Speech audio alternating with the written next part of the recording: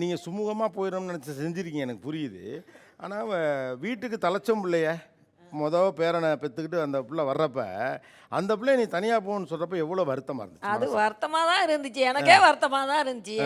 சரி, வருத்தமாக இருந்தாலும் இருக்கட்டும், நம்ம கூட தானே வச்சுக்கிட்டு இருக்கிறோம், நம்ம தனியாலாம் விடுவோம், எங்கேயும் வேற இடத்துக்கு அனுப்பலையே, ஒரே வீட்டில் தானே நம்ம குடியிருக்கிறோம்.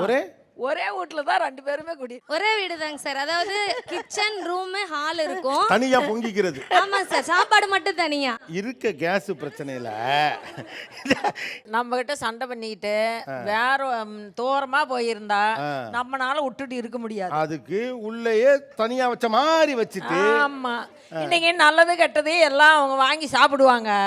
எங்க வீட்டுல அந்த கடையில வாங்குறது பிடிக்கிறதெல்லாம் பிடிக்காது, நானே சமைச்சு போட்டாதான் அவருக்கு பிடிக்கும். ஆக்சுவலா விஷயம் என்னன்னா, நீங்க தனி கொடுத்தலாம் போல, இவங்க தனி கொடுத்தலாம் இருக்காங்க.